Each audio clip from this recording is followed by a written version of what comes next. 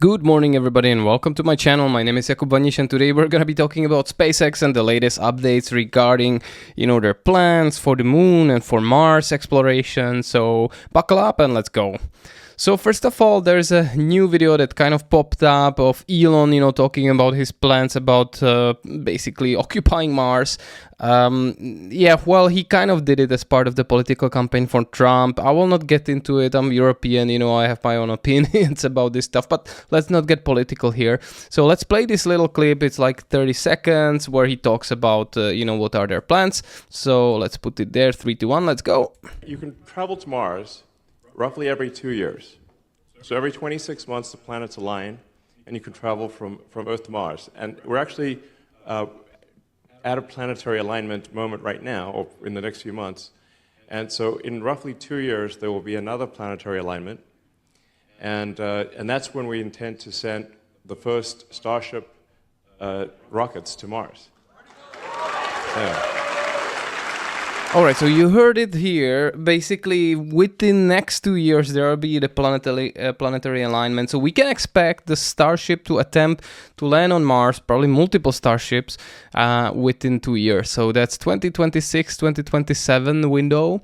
And they will try to, put their... First, I think they will just try to land and maybe even bring some cargo. But eventually, they need to bring a lot of stuff to prepare the life support for humans to eventually land maybe in that next planetary window that is probably in 2030s.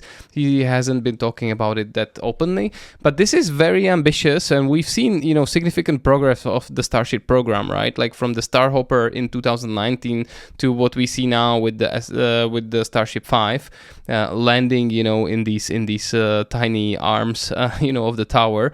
So I think they can actually make it. This I know he tends to be quite optimistic with the timelines, but I think they can make it. Another thing that was very interesting that just suddenly popped up, online is that Elon Musk is actually, kind of addicted to playing Diablo 4.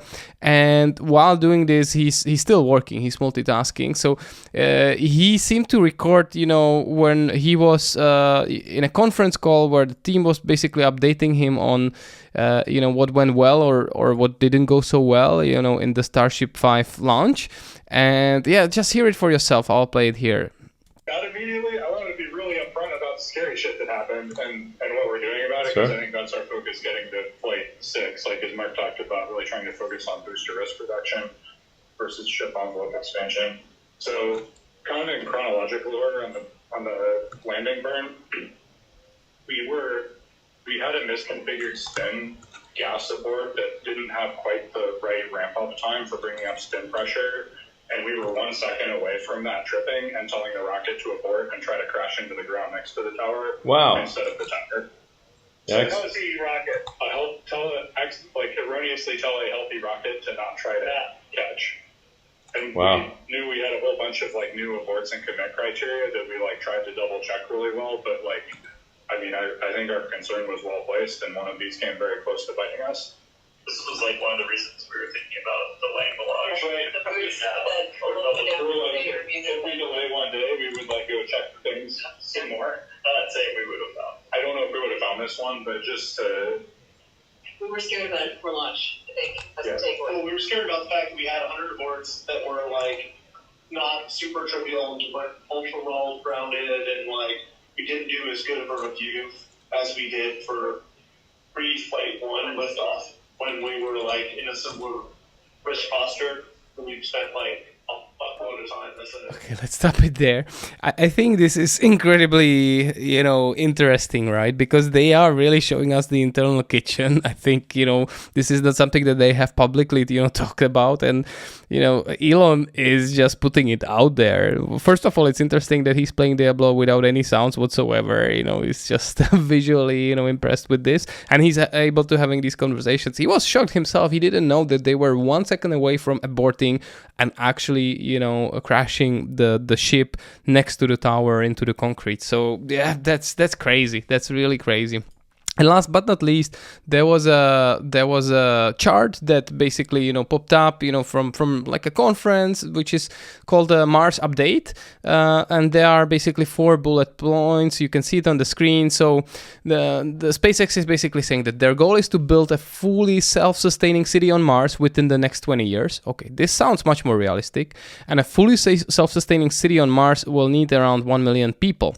And yeah, in order to do that, they need to deliver millions of tons, of cargo. So that's crazy. That's millions of people or 1 million people, getting to Mars project. Let's see about that. That I don't think is really that doable. But having a city or at least a base on Mars in 20 years for sure should be doable. Next point is about Starship Moonlander. So our Starship Moonlander will fly us to the moon, where we will build a moon base alpha. It's really interesting that we're not only going to Mars and heading to Mars, but we'll also occupy moon again, and there will be a permanent base. I cannot wait. And the name Moon Base Alpha actually sounds pretty sexy. The third bullet point is regarding the updates to the Starship program. So significant increase in the number of launches of our Starship V2 and V3. We're aiming at 10 launches per day, 200 plus tons per launch, which equals to 1.5 million tons per opportunity and 250,000 tons to Mars per opportunity. So they have it figured out. Their mission really is to get to Mars, to occupy Mars. And so everything, goes into that same direction. And last but not least, they are mentioning updates regarding their engines. So the Starship V2 and V3 will be powered by our next generation rocket engine, the Raptor 3. That's the one without any clutter, without with that sexy cable management, which I think a lot of people were actually claiming is fake and just a CGI, but no, this is a real engine, guys, and it's quite impressive and incredible. So yeah, so I just wanted to share with you guys these new updates. Let me know what you think about these in the comments. Otherwise, if you want to help me out, please hit that like button or the subscribe button. That tends to tickle that algorithm just the right way. And I wish you an amazing day, everybody. So take care and have a good one. Cheers, bye bye.